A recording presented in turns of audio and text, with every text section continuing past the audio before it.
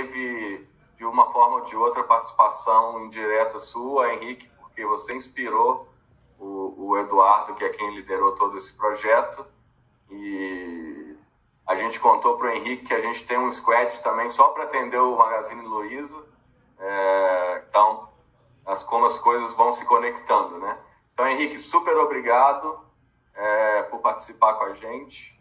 Claro que o foco vai estar mais recente dentro do Magalu, que eu já estou lá há 3 anos, mas a gente vai poder falar de muita coisa de outros locais que eu passei e também responder as perguntas de vocês, né? Que Estados Unidos e na Suécia, né? Querendo ou não, por conta do Spotify aí. No Brasil, trabalhei em algumas startups, né? A primeira foi lá em 2008, quando ainda a agilidade eu falo que era meio mato, assim, né? Não tinha tanta gente ainda experimentando essas coisas. E a Predicta foi uma startup que eu resolvi para São Paulo até, que estava aberta, né? Algumas práticas ali. Então lá, às 10, 15, daqui a pouco já estavam umas 30. Eu falei, rapaz, tem que dar um jeito de dividir isso daqui e tal. E foi bem na época que o Spotify lançou aquele artigo, né? O Scaling Edge at Spotify, foi em 2012. Então, eu me inspirei muito naquele artigo, claro que não buscando copiar, mas tentando enxergar alguns padrões e ver desses padrões o que eu poderia aplicar no meu contexto. E, então, assim, foi muito útil, né, para a Baby, para a Dina, a gente fez coisas, e isso sempre que eu palestro eu falo, cara, dos times que eu passei todos até hoje, o de mais alta performance que eu experienciei foi lá, por incrível que pareça, assim. A gente montou um celeiro ali de pessoas muito experientes, eram pessoas que estavam aplicando muito do Ruby on Rails, pessoas de agilidade, foi os primórdios, eu lembro da plataforma Tech, com as práticas ágeis, assim, né, eles vivenciando assim, o método Kanban também, o do Magalu, aí, o Fred e tal. Eu já conheci algumas pessoas, de uma forma despretensiosa, igual agora, né? Fui dar uma palestra lá, acabei conhecendo melhor a estratégia da empresa, o que eles estavam, né? Qual era a visão, o que eles queriam fazer, e eu acabei me encantando com aquilo. E uma coisa que eu falei assim, cara, se vocês querem seguir em direção à agilidade, busquem agilidade organizacional. Um antipadrão que eu vi em várias empresas que eu passei era esse, de pensar agilidade em tecnologia e produto, mas o caso da empresa não é ágil, não. Inclusive, essa foi uma grande disfunção que tinha ali na Baby e na Dinda, né? Que a gente montou toda essa coisa que eu falei do time de alta performance, de conseguir entregar e tal, era dentro de produto e tecnologia. Mas aí quando a gente ia para outras áreas, né? Vamos agora no departamento comercial, vamos agora no marketing. As coisas eram muito tradicionais ainda, parecia que eram 2 empresas. Os princípios e os valores. Então, para mim, é até agilidade mais na essência, assim, né? Não necessariamente, né, o RH está falando de RH ágil e tal, mas eles já são ágeis. Eles já estão exibindo isso, né? É tipo, a gente fala, é o peixe na água, né? Nem sabe que tem água, ele simplesmente existe ali e é o momento, né? É o ambiente dele. Então, no Spotify eu via muito disso, né? Não precisava ficar falando tanto porque as coisas já fluíam, né? No cliente final, e tenta fazer esse fluxo acontecer de uma forma ágil, né? Não vai só na tecnologia que você vai estar fazendo uma otimização local, como a gente fala no Lean, né? E não é um bom caminho. Tomando, né, mais proporção, né? Começou a ficar mais visível, né? Foi para a parte dos visionários, até que chegou um momento que cruzou esse abismo, assim, né? Então, coisas que eu acho, assim, lá em 2004, 2008, né? Quando a gente falava de bancos, né? Falava ágil, cara, esse pessoal dessas áreas mais tradicionais davam risada, assim, cara, como assim, né? Isso não precisa, não é coisa de moleque e tal. Então, assim, e hoje em dia você vê as empresas mais tradicionais possíveis, todas, né, falando, né? E tentando colocar em prática, né? Então, ou às vezes tentando utilizar meio que porque está na moda, ou porque o concorrente está usando também, eu tenho que fazer, e não para tentar resolver um problema real, né? Um problema do seu cliente. Então, acho que esse é um ponto que a gente tem que levar em consideração, né? Por que você quer ser ágil? Por que você quer agilidade? Né? É uma coleção de práticas, processos, metodologias, frameworks, certificação para todo lado. Então, dá para você gastar todas as suas economias só com certificação e muitas vezes você não vai ficar um expert em nada. Então, é importante ter cuidado com isso daí. E algumas pessoas também se apaixonam, né? Falam, cara, agora eu entendi do ágil, vou tentar usar o ágil em tudo. Então, tem pessoa que às vezes quer até o jeito de fazer o café da empresa tem que ser ágil. E o cara, pô, peraí, vamos segurar essa onda aí, né? Tenta entender quais são os contextos que a agilidade funciona. Beleza, né?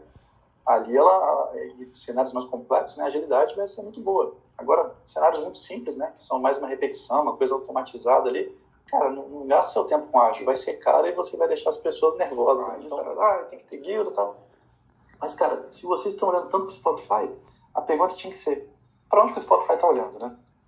Então, é muito melhor você ver para onde que ele está olhando. Já vai na fonte, copia a fonte. Por que você vai copiar o Spotify? Que é uma empresa de streaming, né, que está na Suécia, Às vezes você está aqui no Brasil, você é um banco, né, em outro país, outro contexto, cara, talvez o que eles estão fazendo lá não vai servir muito para você, não. Eu sei que não é uma resposta muito boa, as pessoas preferem pílulas, né? As pessoas gostam de ir no médico, me dá uma pílula para emagrecer. Quando o cara fala, ó, cara, reeducação alimentar, exercício todo dia, vai doer bastante e é tempo, né? Daqui a uns 3 meses, talvez com disciplina, você vai conseguir ver algum resultado. A pessoa não quer. Agora fala, não, tem esse framework aqui, ó, aplica ele, treina todo mundo, pum, você vai conseguir o resultado. Isso aí eu quero. Então é difícil, é desafiador, mas, cara, é a forma que eu conheço que funciona. E que você vai gastar menos dinheiro e vai deixar as pessoas menos irritadas também. Certo? E você tem que navegar em um terreno, tá? Esse aqui, até pedir desculpa a vocês, né? Navegar num terreno aqui, você quer se deslocar. Imagina que você tem esse cubo, essa é a sua função, né? Empurrar esse cubo liso ali, você empurrava esse cubo e tinha sucesso, estava indo bem. Mas imagina que esse terreno mudou. Né? De repente esse terreno começou a ficar mais, né, com muito mais atrito ali, né? Muito mais, imagina que tem a cascalho ali, né? Começou a ficar difícil para você empurrar esse seu cubo. Você como líder, né, o que você faria? Você mudaria esse terreno? Você tem o poder para mudar o terreno? Mudaria esse seu cubo. Esse cubo você tem controle sobre ele, certo? Você está com ele. Você sabe o tamanho dele. Então, essa eu acho que é uma reflexão interessante. Que quando a gente muda de terreno, muitas vezes você está indo para o terreno que é esse mundo digital. Agora, então, todo mundo com a pandemia, né? As empresas todas tiveram que ir para o mundo, né, do home office distribuído. Esse mundo VUCA, né? Que ninguém aguenta, todo mundo não aguenta mais falar disso, né? Que é o volátil, incerto, complexo, ambíguo. Então, talvez nesse novo terreno você tenha que, como líder, ter novos comportamentos, novas práticas, né? Novos princípios, novos valores. Então, faz sentido você se modificar, né, no seu campo de atuação, onde você tem controle. Né, vai ficar mais fácil de você navegar por esse terreno novo aí. E com essa questão da agilidade, né? Faz sentido você utilizar métodos ágeis, faz sentido você usar aquele bom e velho Lean. Inclusive, eu acho muito legal isso, assim, pessoas que já têm a base do Lean, né, que estudaram, né, entenderam todo o sistema total de produção, entenderam das práticas, das ferramentas, dos valores, quando entra no ágil, você consegue desempenhar muito melhor. No meu caso, é até interessante, assim, eu conheci primeiro o ágil, né, lá em 2004. Aí no meio do ágil, aí eu ouvia falar de Lean aqui, Lean ali, mas, cara, era uma coisa meio estranha, assim, né. O Lean bateu de verdade para mim, foi lá em 2010, que foi quando a Mary e o Tom Popendick vieram ao Brasil, eu participei de um workshop deles, eu consegui me aprofundar mais, li os livros dela e tal, e conheci também o pessoal do Lean Institute, até o Thompson, né, mandou um abraço para ele, não sei se ele está vendo, que bacana, né? Você passa a ganhar toda uma base para entender até de como que o ágil, né, quais são os problemas que o ágil está resolvendo, quais são algumas práticas que foram inspiradas ali. Então eu vejo que um não é competidor do outro, um complementa o outro, eles só surgiram em contextos diferentes, né, novo do Lean, vamos dizer assim, né, ou um primo, tanto faz. Então assim, mas voltando à questão da esfera, eu acho que esse que é o ponto, né, aí que você tem que usar essas práticas para você mudar o que você tem controle sobre. No Brasil, para mim, é o Alisson Vale, assim, ele traduz muita coisa de fora, muitos autores, né? Tem treinamentos super legais, né, nessa área aí. Eu acho que é um cara que eu respeito demais aí. Estou multiplicando de tamanho em períodos curtíssimos de tempo, né? Um pouco do que eu vivenciei no Spotify e estou vivenciando até mais aqui no Magalu, né? E vivenciando também essa questão de ser uma plataforma digital, né? A gente, né, adquirindo várias empresas, tal, pessoas se conectando ao nosso ecossistema. Então aqui, cara, é como se fosse, além de ser um terreno com cascalho, com muito atrito, o negócio é para cima. Então é um desafio a mais, certo? Se você estiver empurrando a sua esfera, você tem que fazer um esforço constante. Se você para de empurrar essa esfera a qualquer momento, o que vai acontecer? Né? Essa esfera ela vai voltar sobre você, vai passar por cima de você. Então, o que você precisa nesse contexto de crescimento exponencial? Você precisa de colaboração. Você não pode estar sozinho nessa daí, né? Dentro da empresa, muitas vezes, né, eram competidoras ali e tal, né, não tinha muita colaboração. Cara, tem que colaborar, tem que estar junto, fluxo de valor. Empresas que muitas vezes são concorrentes começam a fazer parcerias, começam a se ver, peraí, cara, mas faz sentido se a gente se unir aqui, ó, a gente consegue ter um que é um ganha-ganha, né? Vai chegar uma hora que vocês vão ter que parar um pouco, né? E quando dá essa parada, o que é? Como se você colocasse essa cunha, né? Você bota essa cunha, você garante que, opa, tudo que a gente chegou até esse momento aqui, a gente não vai perder. Então, eu vejo que essa cunha é como se ela fosse o quê? Além dessa questão da colaboração, são esses acordos todos que a gente faz, né? Quando a gente fala de time, né, de parceiros, mas tem que ter a regra do jogo muito clara, para a gente saber como é que a gente vai jogar esse jogo, né? Então, os acordos têm que estar muito claros. E também tem que ter padronização. Não tem muito jeito. Padronização, às vezes, o pessoal interpreta como sendo no extremo, né? É burocracia, né? Tem que seguir um padrão e tal. Mas, cara, se não tem padrão nenhum, né? Imagina, eu começo a codar em Ruby, o outro faz .NET, o outro, cara, e vira uma loucura. Então, a gente tem que ter um nível mínimo de padronização para que a gente possa escalar. Então, a gente tem que ter essas conversas que muitas vezes são difíceis, mas são necessárias. Dev e tudo mais, já tem bastante material. Quem não conhece, assim, muito rapidamente, né? O Luiza Labs é uma parte do Magazine Luiza, que começou como um laboratório de pesquisa e desenvolvimento lá em 2011, desenvolvendo alguns produtos de forma separada, e aos pouquinhos foi, né, voltando para a empresa e tomando conta do e-commerce, das lojas, né? E hoje, toda a parte de tecnologia, quando a gente fala Magazine Luiza, tem tecnologia, tem produto, é o Luiza Labs. Então é ele que também está puxando muito a questão da transformação, né, tanto digital e também cultural, né? Novas práticas, por exemplo, uma vez por semana, as pessoas já estavam habituadas a fazer isso acontecer. Para o restante da empresa, agora na pandemia, foi meio que um choque, assim, em algumas áreas.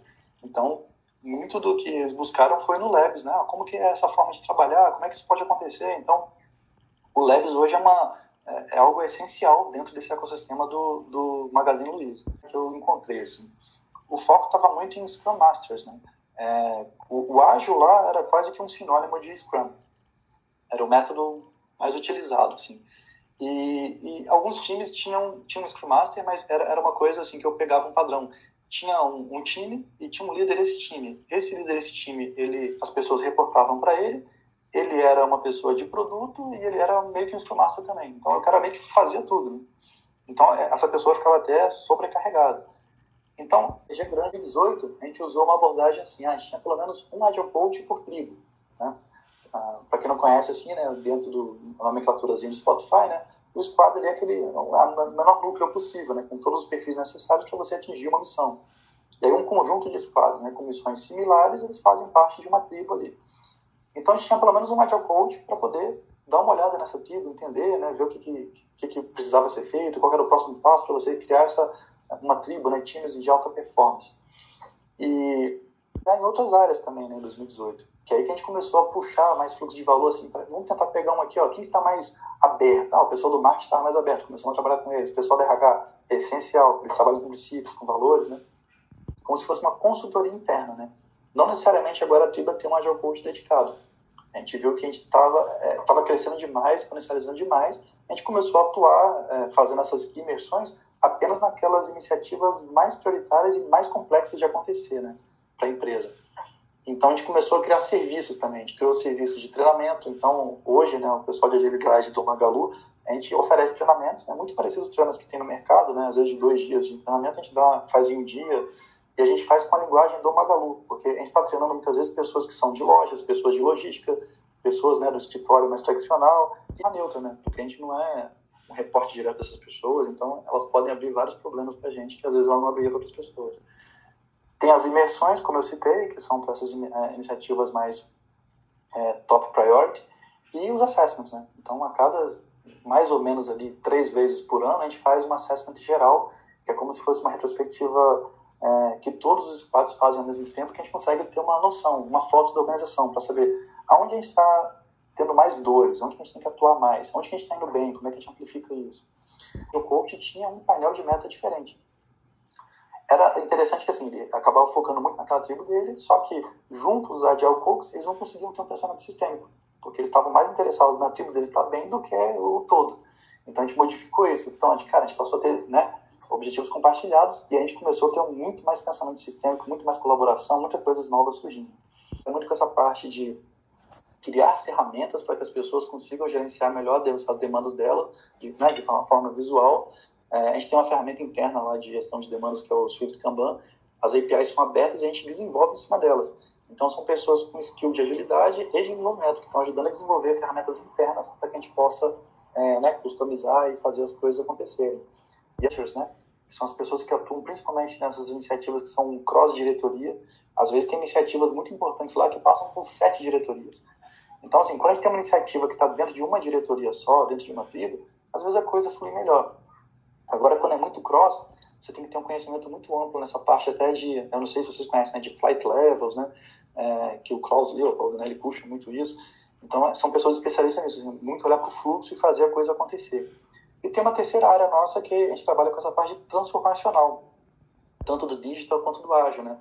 Desenvolver novas competências na organização, essa questão de gestão de mudanças. Então, tendo esses três, é o experimento que a gente está fazendo em 2020, a gente está colhendo bons frutos. Né? Um painel de meta. E isso trazia desafios, que era mais difícil do pessoal colaborar. Porque o squad tinha um painel dele, o outro tinha um outro, então ficava difícil dele colaborar um com o outro, certo? Então, e o feedback loop era muito longo, né? Os planejamentos eles eram de 1 ano. Então, se a gente, para poder aprender alguma coisa, né, tinha que esperar o próximo ciclo para a gente modificar. Em 2017 foi quando a gente criou o papel, né, de produto mesmo, né, do Product Manager, mas os projetos ainda eram meio que o padrão. Tanto até essa parte de bônus, né, era baseada em projetos. Se você a gente já conseguiu influenciar e trazer algumas modificações, né? Mais uma vez, quando eu falo a gente conseguiu, não é agilidade sozinha, é uma série de pessoas, né? São várias conversas, né, com vários diretores, com líderes, com o pessoal de dev, né, e outras áreas, e aí juntos a gente vai conseguindo criar um movimento na organização. Então, em 2018, a gente passou a ter os objetivos por tribo, né? Cada tribo tinha um painel de meta, e aí ficou mais interessante, que os squads todos estavam juntos, colaborando naquele mesmo tribo, né? Naquele mesmo objetivo. Então, a gente passou a ter muito mais flexibilidade para gerar valor. E a gente conseguiu emplacar essa, de sair desse pensamento de output, né? De entregar o projeto para ir para o outcome, né? Que é qual é a consequência, qual é o resultado que isso vai ter. Então, a gente começou a ter as metas muito baseadas no NPS, né? Que é o Net Promoter Score. Aumentou em X%, então beleza. Os Monthly Active Users, o Contact Rate, né? O pessoal comprou uma coisa no Magalu. Ele vai ligar para lá? Se ele ligar, isso gera Contact Rate. A gente quer que a experiência seja o mais fluida possível. Que o cara compre alguma coisa e que chegue rápido na casa dele, que ele não precise ficar entrando em contato com a gente, porque o serviço é bom. Não conseguiu ainda. E aí, em 2019, evoluindo, tem coisas que a gente aprendeu. E aí, como a gente aprendeu, ele, tipo assim, beleza, isso daí já é uma coisa, né, já virou um hábito, e muitas vezes não. E aí, em 2019, a gente acabou voltando e tiveram vários squads que passaram a ter o painel por squad. A gente, putz, isso criou várias dificuldades pra gente. E como o ciclo era anual, ficava difícil de trocar no meio do caminho, né? E aí, para 2020, foi que a gente conseguiu emplacar algumas coisas. A gente conseguiu fazer os ciclos realmente ser em 4 meses. E isso foi muito bom, trouxe mais agilidade para a empresa como um todo, né? Então, em abril. E olha que timing perfeito, né? Chegou em abril, em março, veio a pandemia, a gente tinha planejado ali os 4 meses e a gente perdeu um mês de planejamento, né? Se a gente tivesse seguindo aquele modelo antigo, a gente ia ter perdido vários meses de planejamento. Na parte de portfólio, a gente conseguiu limitar o WIP. A gente tem como se fosse um board ali do portfólio, né? O que a gente tem que fazer agora, o que vem na sequência, o que é para depois. Isso não pensa muito no depois ainda não. Então, o que tem que fazer agora, a gente detalha bastante, em sequência um pouco mais só, e o para frente a gente nem quase não detalha. Então, ali foi uma vitória também. A gente está por tribo, né? E a gente passou a ter reunião mensal de resultado por objetivo, ao invés de área. Que essa era uma prática que a empresa fazia. Tipo assim, a área do comercial faz a reunião mensal de resultados, a área do marketing faz a dele. E a gente começou a ter por objetivo ao invés de área, porque afinal de contas é ali que a coisa entrega, né? 2, 3 ao 4º ano. Algumas sementes que você vai plantar lá em 2017, você vai colher só depois de 3 anos. Então, quando a gente fala de transformação digital, principalmente, você tem que ter uma virtude grande que é a paciência. Você tem que saber que algumas coisas você não vai conseguir mudar, não depende só de você, mas você consegue ir influenciando as pessoas, né? Então, esse é um ponto, né? Às vezes você está entrando numa transformação grande na empresa e você quer ver em 3 meses mudar tudo. Cara, não vai, cara. E às vezes esse é um jogo de, né, é uma maratona. O próprio Lab, né, surgiu em 2011, cara. A gente está em 2020 ali, já são praticamente 10 anos aí de história, né? E ainda tem muita coisa a evoluir. O vermelho, ele predomina na região da Europa ali, né? E o cinza na América do Norte. Aí com a parte lá das navegações e tudo mais, alguém teve a ideia de pegar, né, um casalzinho de esquilos lá do vermelho e do cinza, né, e levou para a Europa. O que aconteceu? Foi passando o tempo, os esquilos vermelhos começaram a sumir. E o cinza começou a predominar, né? Mas o que causou isso, basicamente, né? É que, assim, o esquilo cinza, ele carrega tipo um hospedeiro, né? Como se fosse uma doença, assim, que para ele não tem problema nenhum. Mas em contato com o vermelho, ele ficava frágil e ele morria.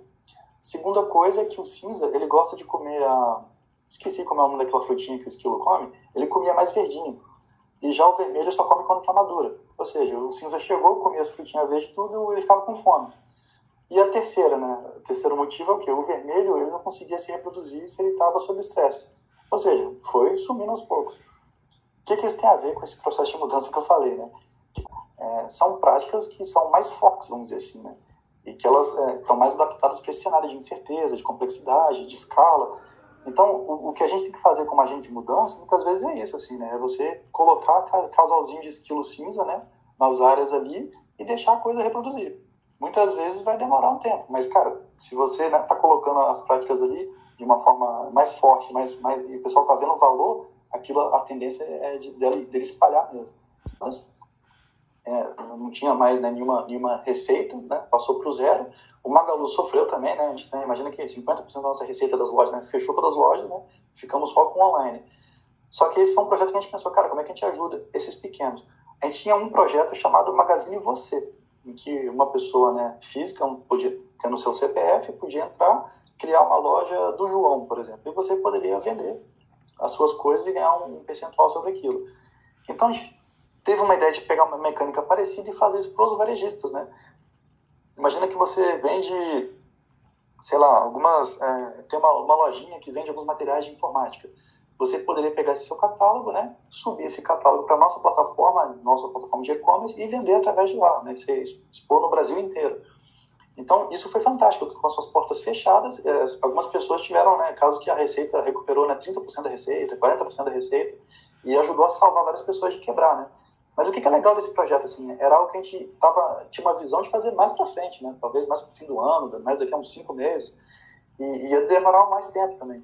Mas como tinha a questão da pandemia, tinha esse senso de urgência, a empresa se adaptou toda, e olha que legal, né? A empresa tinha um ciclo de planejamento anual. A gente conseguiu emplacar a cada 4 meses. Veio a pandemia, a gente começou a fazer planejamento diário e depois foi para o semanal, né? Então, esse Parceiro Magalu foi um projeto assim, que a gente colocou no ar em poucos dias, assim, e teve um impacto gigantesco, né? Então, para mim, eu falo, cara, eu tenho muito orgulho porque isso trouxe um bem para a sociedade como um todo, trouxe um bem para a empresa também, e foi uma agilidade fantástica, né? No segundo trimestre de 2020, né? Cresceu 182%. Então, eu acho que isso que é bacana, assim, a agilidade mostrar que ela ajuda a ter resultados também. Mais uma vez, não é agilidade sozinha, tem muita coisa envolvida aqui, né? Tem estratégia de negócio, tem pessoas, tem uma série de outras áreas, mas a empresa sendo ágil, nesses cenários, né, muito incertos e muito duros, ajuda ela também a crescer. Ano passado, olha agora, já está com 16. Então, tudo isso são umas escalas muito exponenciais. Ó. Ano passado, a gente tinha 8 milhões, né, de sellers, né? Agora, 32 milhões de sellers na nossa base. Então, a empresa está tendo que se reinventar. O Magalu, assim, eu estou lá há 3 anos e meio, mais ou menos, né? Parece que cada ano eu trabalho em empresa diferente. Isso é muito louco. Até porque, olha só o ecossistema Magalu. Assim, todo ano que eu estive lá, a gente sempre adquiriu outras empresas, né? E agora, em 2020, acelerou ainda mais. Se vocês estão acompanhando as notícias, né, já tiveram mais de 4 aquisições, né, nos últimos meses aí. Mas a ideia é que realmente as pessoas possam ser um ecossistema, né? E que você possa encontrar de tudo ali dentro, né? É o famoso Tem no Magalu, né? Com o nosso super app, que antes o Magazine era até conhecido por, né? Vou comprar uma geladeira, comprar uma máquina de lavar. Agora você pode comprar qualquer coisa, praticamente, né? Quer tomar uma cerveja, entra lá no Magalu, entrega e, se possível, recebe no mesmo dia. Né? Tiveram vários desdobramentos das ações, mas agora está no pico aí, né? Acho que chegou a bater R$91 o valor do papel. Bem, para começar a fechar um pouco trabalhando no core, né, do seu negócio, ou conduzindo a transformação, eu acho que é bom você ter um pouco de cuidado aí, né?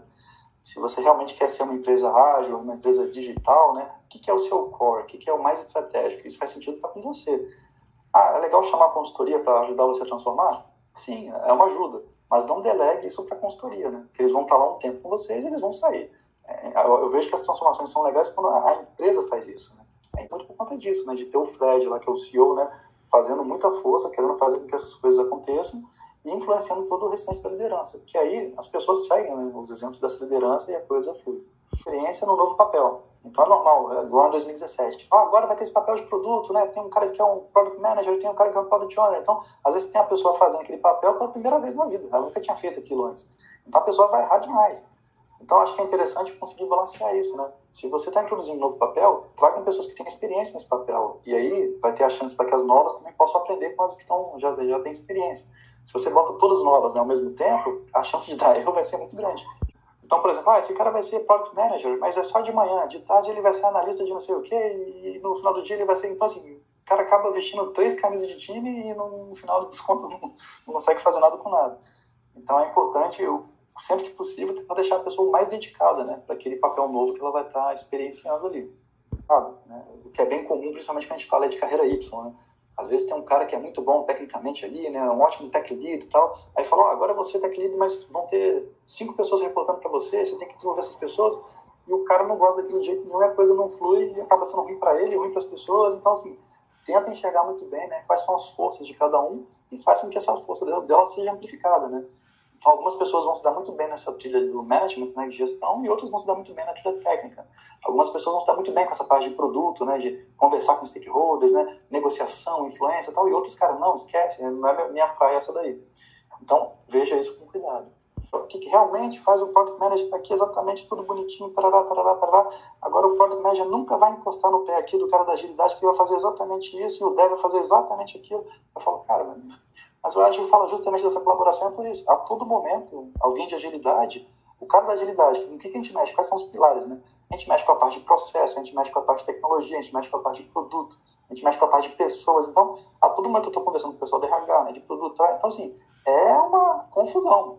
É claro que a zona cinza vai existir. Você tem que tentar não ter uma zona cinza total, né? Tá uma zona negra aqui. Aí é ruim. Mas é interessante que você tenha essas expectativas mapeadas em alto nível. E para cada contexto você consiga saber que, né, as pessoas vão colaborar, elas vão se falar. Porque, cara, entendo qual é o contexto do Spotify naquele momento, em 2012, o que tinha naquele paper, né?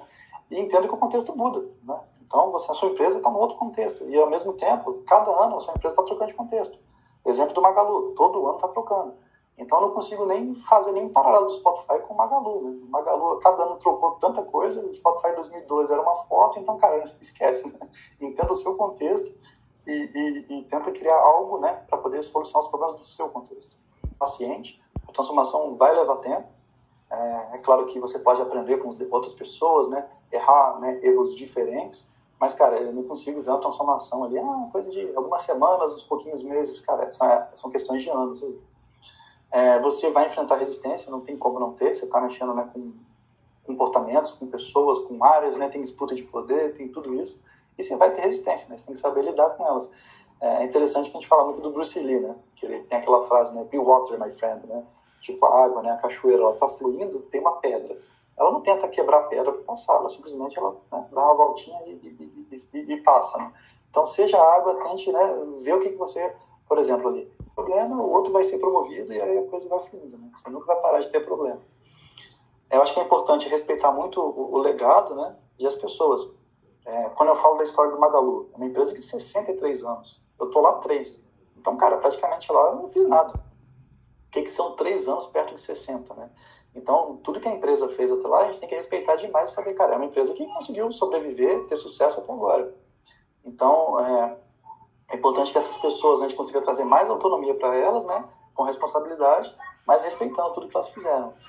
Você até aqui, em 2020, né, não necessariamente vai fazer você chegar até lá, em 2030, né, nesse cenário novo que eu mostrei do terreno, né, um cenário digital, complexo, VUCA, né, crescimento exponencial. Então, é importante que as pessoas desenvolvam um mindset de crescimento, né, que é o Growth Mindset, né, que é até um livro que eu recomendo que vocês leiam, né, que é da Carol Dweck, né.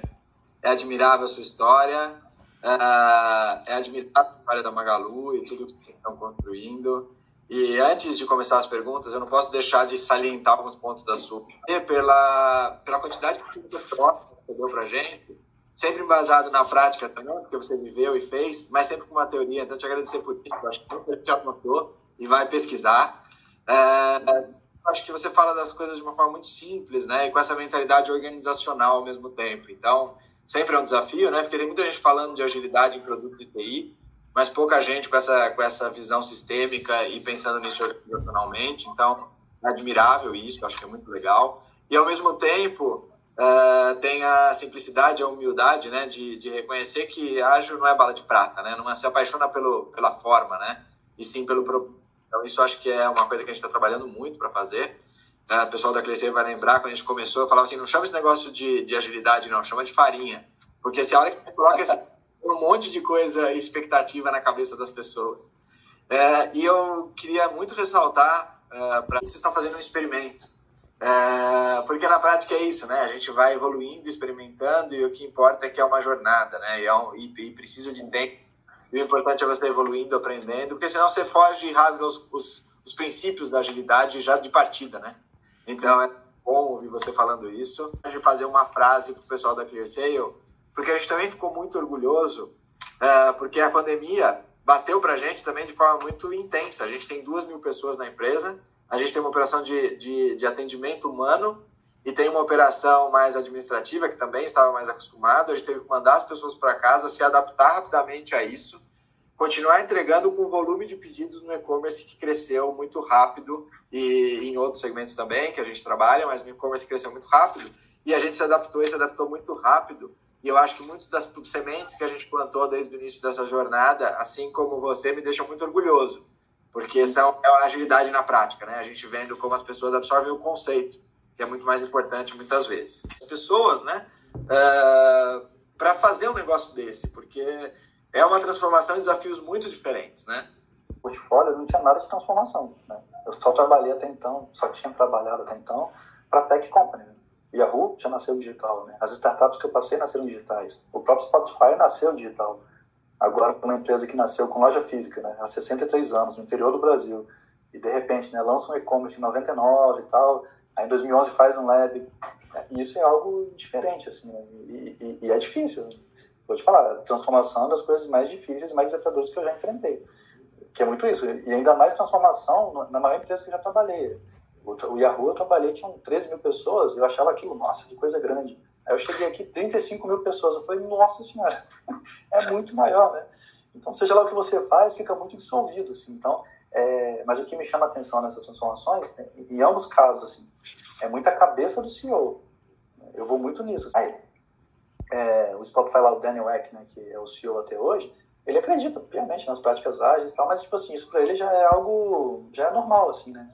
Eu nem sei traduzir isso, é tipo take for granted. Isso daí, cara, já entendi. Só executa, só faz rolar.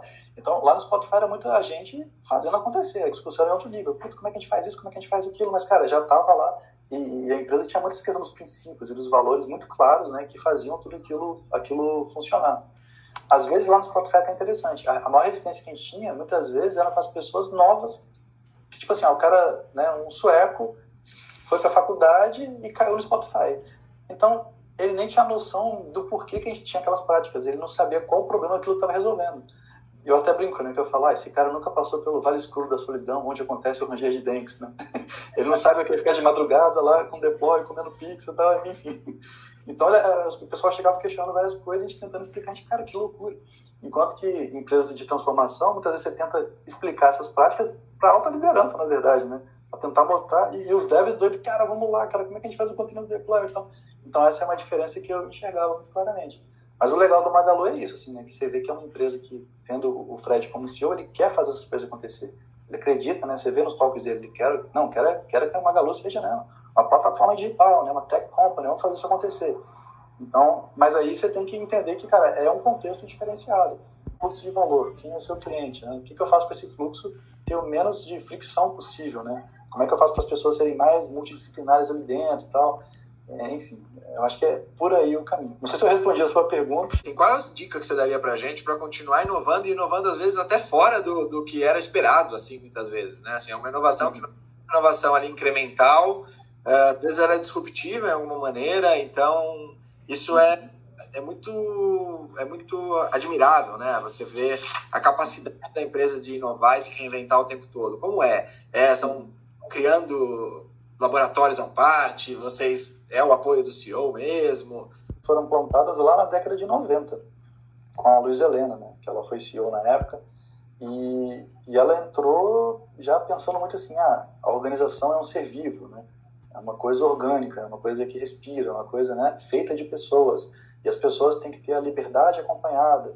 Essa é a linguagem que ela usava, liberdade acompanhada. E quando a gente olha, agora a gente fala muito autonomia com responsabilidade, cara, é muito parecido, assim, né? O vendedor que estava na ponta conseguir ter liberdade de fazer as coisas, também ser responsabilizado e tal. A questão de ser uma empresa que você não pode ter medo de falhar, ela trazia muito isso, de você redirecionar rápido e tal. Então, quando eu converso com ela, a questão de transparência também, né, de você realmente quebrar barreiras físicas, né? Ela colocava até vidro, assim, você consegue ver todo mundo trabalhando ao mesmo tempo.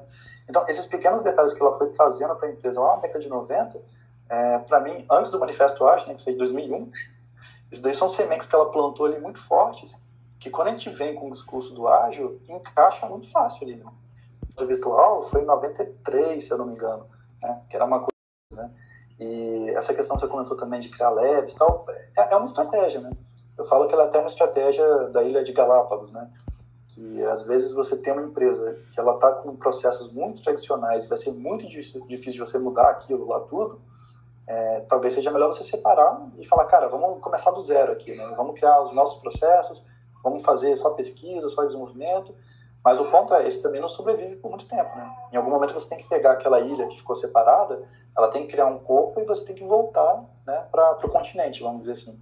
E essa foi a história do Redis, né? Ele voltou, ele surgiu em 2011, em 2014 ele voltou para o continente e começou a pegar um pedacinho do continente, foi indo, até que em 2017 ele conseguiu, né, tomar conta do todo. Mas todas essas práticas que a gente fala é muito nessa linha. Para a inovação acontecer, eu vejo muito isso, né, que é um tema que está bem em voga no momento também, que as pessoas têm, né? Se você está navegando por um terreno que você nunca foi antes, cara, o certo é que você vai cometer erros, né? E o que acontece quando você erra, né? Então, acho que isso é importante, né? Você tem que conseguir ser você mesmo e conseguir poder errar sem saber que você vai ser humilhado por isso, né? Rechaçado, ou vai ter alguma punição. É importante que você tenha os aprendizados com esses erros, né? Então, esse é um ponto. Por exemplo, coisa que a gente vê assim, né, em empresas, né, mais abertas, você, quando erra, você faz um post-mortem e você compartilha com a empresa inteira, né? O que você errou, tá? Tem empresas que até comemoram, né? No Spotify o pessoal fazia bolo, né? Tinha um bolo mensal do failure cake, né? Que é o bolo da falha, vamos dizer assim. Que as pessoas celebravam essas falhas para poder ser um lugar comum, né? E líderes também falam de grandes falhas que eles tiveram, então. E outro elemento da inovação é esse, né? Acreditar que não é um departamento sozinho para fazer inovação, né? Se você tem, vamos supor, eu tenho 100 times, né? Ou 100 squads, né? Se todos eles ali, né, na capacidade deles, né, pensando em classe de serviço, né? Tem a classe de serviço padrão, tem aqui as coisas mais, né, expedite e tal, tem os devs, mas, cara, tem um pouquinho de inovação ali também. Se você consegue separar parte da capacidade para você, né, fazer o seu hack day, o seu hack week, seja o que for, olha o canhão que essa empresa vai virar, né? Agora, se você esperar, não, só tem um time lá que é o P&D, tem esses 5 caras lá e eles que tomam conta. Ou então quem traz a inovação é só o CEO, né? Você vai estar restringindo demais a sua chance. Então, eu acho que é por aí que você tem que começar a pensar para ter mais inovação na empresa.